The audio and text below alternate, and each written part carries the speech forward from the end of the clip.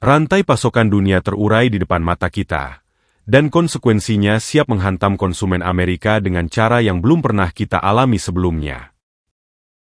Pelabuhan-pelabuhan macet, pesanan dibatalkan secara massal, dan rak-rak toko sudah menunjukkan tanda-tanda kelelahan. Apa yang kita saksikan bukan sekedar episode belanja panik seperti tahun 2020.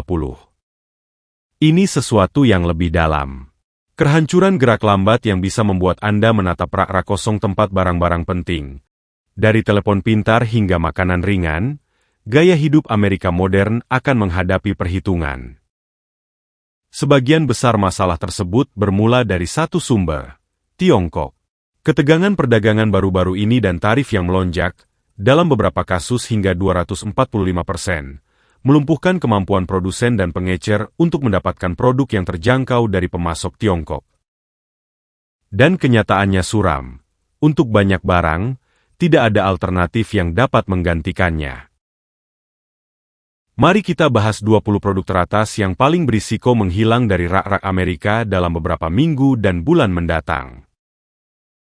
Anda mungkin ingin menunda pemutakhiran iPhone. Hampir 90% komponen ponsel pintar bersumber dari Tiongkok. Dengan penutupan pabrik atau pengalihan jalur produksi, orang dalam industri memperingatkan bahwa iPhone generasi berikutnya dapat berharga hingga 33 juta rupiah jika memang tersedia. Pekerja jarak jauh dan pelajar adalah yang berikutnya yang akan merasakan dampaknya. 95% komponen laptop dan tablet berasal dari Tiongkok. Perusahaan seperti Dell dan HP memperingatkan adanya penundaan yang tidak terbatas. Beberapa sekolah sudah bersiap untuk kembali ke pembelajaran berbasis kertas dalam mata pelajaran tertentu. Bencana Natal yang potensial sudah di depan mata. Sekitar 80% dari semua mainan yang dijual di Amerika dibuat di Tiongkok. Dari Barbie hingga set mainan yang kompatibel dengan Lego, rak-rak mainan bisa jadi kosong pada bulan Desember.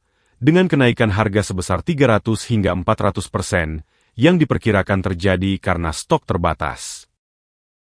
Yang ini paling parah, produk-produk bayi yang penting sangat bergantung pada bahan baku Tiongkok. Merek-merek besar membatasi pesanan grosir karena kekurangan yang mengancam. Bagi banyak orang tua, ini bisa membangkitkan kenangan mengerikan tentang krisis susu formula bayi tahun 2022 dan bahkan lebih buruk. Lebih dari 80% bahan farmasi aktif yang digunakan dalam pengobatan Amerika berasal dari Tiongkok. Obat kanker, insulin, antibiotik, semuanya terancam. Tidak seperti mainan atau teknologi, Anda tidak dapat menunda kebutuhan Anda akan obat-obatan. Sepatu dari Nike hingga merek Walmart generik, sebagian besar dibuat di Tiongkok, sekitar 70%.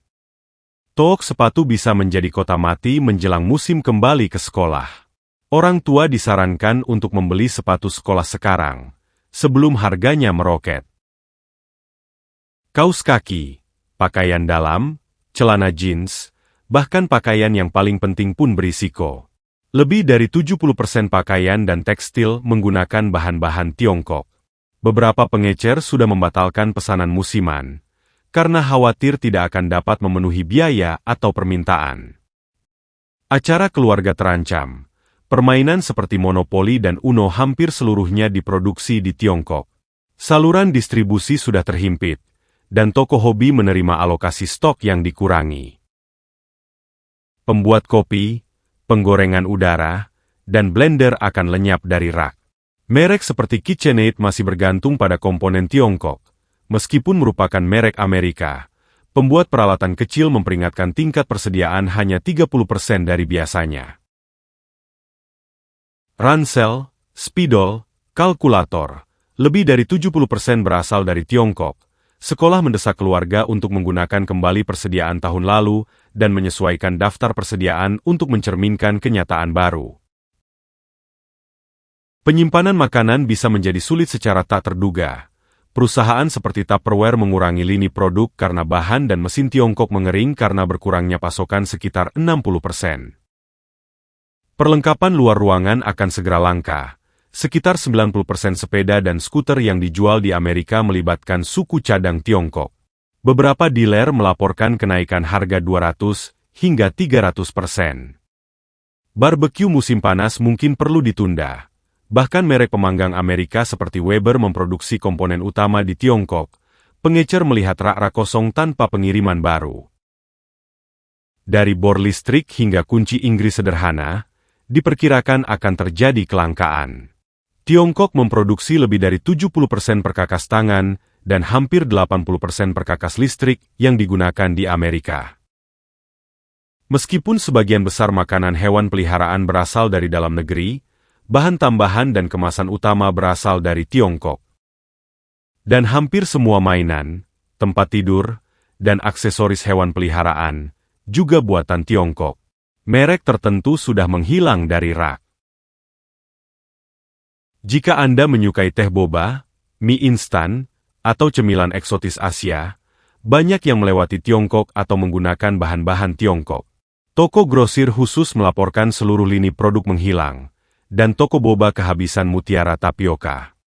Apa yang kita saksikan bukan sekadar ketidaknyamanan sementara atau gangguan dalam logistik.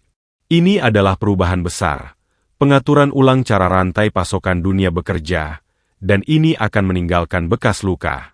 Selama beberapa dekade, kehidupan Amerika telah ditopang oleh manufaktur Tiongkok yang murah dan efisien.